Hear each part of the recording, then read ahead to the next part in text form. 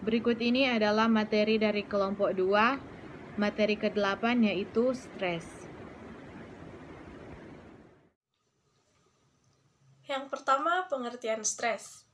Pada hakikatnya, tentu kata yang merujuk pada sebuah kondisi seseorang yang mengalami tuntutan emosi yang berlebihan dan atau waktu yang membuatnya sulit untuk memfungsikan secara efektif semua wilayah kehidupan.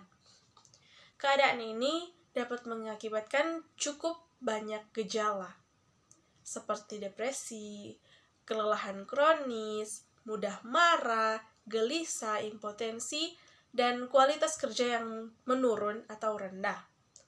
Stres adalah suatu peristiwa atau pengalaman yang negatif sebagai sesuatu yang mengancam ataupun membahayakan diri individu yang berasal dari situasi yang bersumber pada sistem biologis, psikologis, dan sosial dari seseorang. Kedua, ada aspek-aspek stres.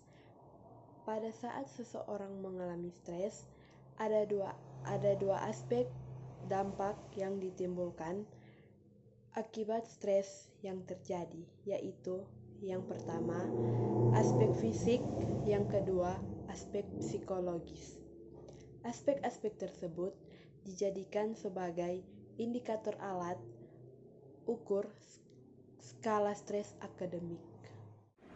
Yang ketiga, faktor-faktor stres. Setiap teori yang berbeda memiliki konsepsi atau sudut pandang yang berbeda dalam melihat penyebab dari berbagai gangguan fisik yang berkaitan dengan stres. Di bawah ini akan dijelaskan beberapa sudut pandang tersebut. Sudut pandang yang pertama, sudut pandang psikodinamik. Sudut pandang psikodinamik mendasarkan diri mereka pada asumsi bahwa gangguan tersebut muncul akibat dari emosi yang direpres. Hal-hal yang direpres akan menentukan organ tubuh mana yang terkena penyakit. Yang kedua, sudut pandang biologis.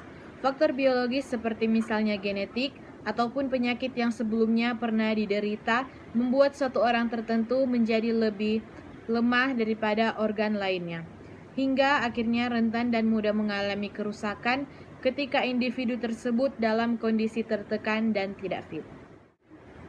Demikian presentasi materi dari kelompok 2. Diucapkan terima kasih.